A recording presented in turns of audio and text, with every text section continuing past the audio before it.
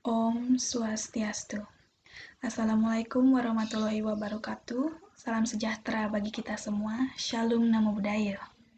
Terima kasih saya ucapkan kepada Ibu I Gusti Ayusri Diana Putri selaku dosen mata kuliah komunikasi yang telah memberikan saya kesempatan untuk menyampaikan materi yang membahas tentang komunikasi dalam organisasi. Sebelum saya mempresentasikan materi, saya mohon izin untuk memperkenalkan diri terlebih dahulu. Perkenalkan, nama saya Dewa Ayu Ratna Putri Indrasari, NIM P071341200098 dari kelas 2C. Yang pertama, saya akan membahas tentang pengertian komunikasi organisasi. Komunikasi organisasi merupakan bentuk pertukaran pesan antara unit-unit komunikasi yang berada dalam organisasi tertentu. Komunikasi organisasi melibatkan manusia sebagai subjek yang terlibat dalam proses menerima, menafsirkan, dan bertindak atas informasi. Menurut Wirianto, komunikasi organisasi adalah pengiriman dan penerimaan berbagai pesan organisasi di dalam kelompok formal maupun informal dari suatu organisasi. Yang kedua, yaitu fungsi komunikasi dalam organisasi. Menurut Senjaja pada tahun 1994, fungsi komunikasi dalam organisasi dapat dibedakan menjadi 4.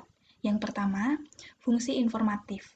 Organisasi diartikan sebagai suatu sistem pemrosesan informasi di mana setiap anggota organisasi diharapkan mampu memberi dan menerima informasi dengan baik, guna kelancaran dalam menjalankan apa yang menjadi tugasnya.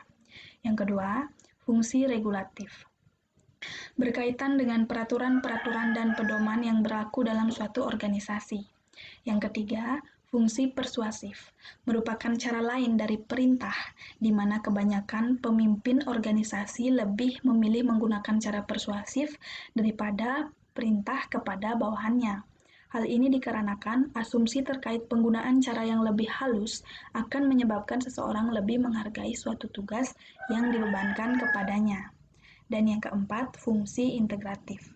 Berkaitan dengan penyediaan saluran yang memungkinkan setiap anggota organisasi untuk dapat melaksanakan tugas dan pengerjaannya dengan baik.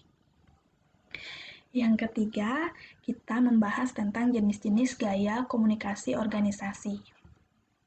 Menurut Tubbs dan Moss pada tahun 2008, gaya dalam komunikasi dapat dibedakan dalam 6 jenis. Yang pertama ada gaya komunikasi mengendalikan, yang kedua gaya komunikasi dua arah, yang ketiga gaya komunikasi berstruktur, yang keempat gaya komunikasi dinamis, yang kelima the relying style, dan yang keenam the withdrawal style.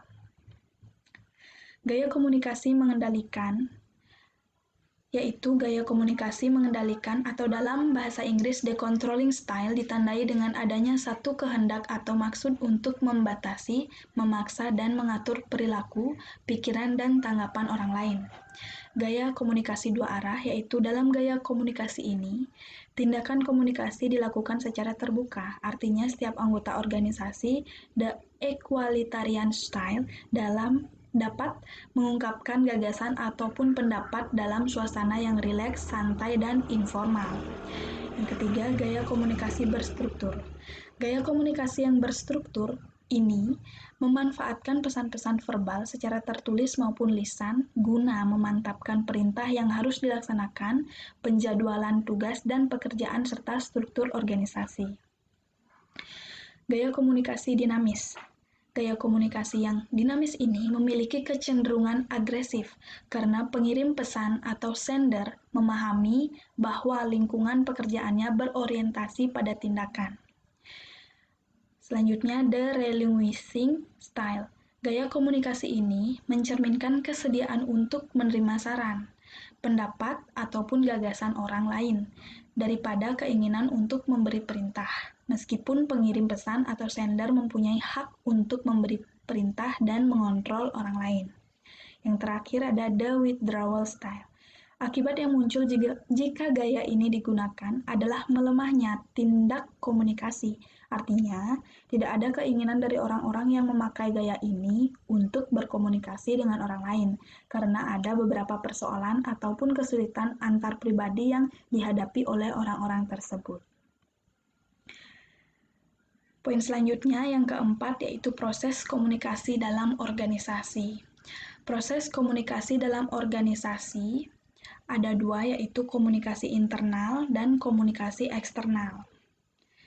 Komunikasi internal merupakan pertukaran gagasan di antara para administrator dan karyawan dalam suatu perusahaan dalam struktur lengkap yang khas disertai pertukaran gagasan secara horizontal dan vertikal di dalam perusahaan, sehingga pekerjaan berjalan. Komunikasi eksternal adalah komunikasi antar pimpinan organisasi atau perusahaan dengan khalayak atau audiens di luar organisasi.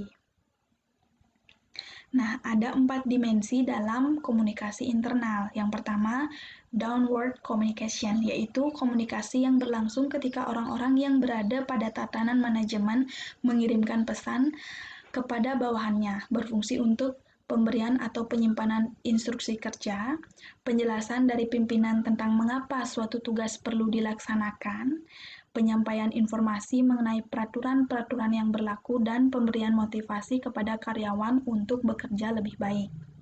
Yang kedua, upward communication, yaitu komunikasi yang terjadi ketika bawahan mengirim pesan kepada atasannya. Yang ketiga, horizontal communication, yaitu komunikasi yang berlangsung di antara para karyawan ataupun bagian yang memiliki kedudukan yang setara.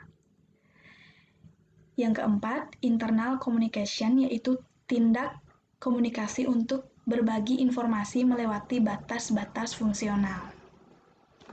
Baiklah, jadi sekian yang dapat saya sampaikan. Saya mohon maaf apabila ada kesalahan saat saya menyampaikan. Saya tutup dengan Paramasanti. Om Santi Santi Santi Om. Wassalamualaikum warahmatullahi wabarakatuh. Salam sejahtera bagi kita semua. Shalom Nama Budaya.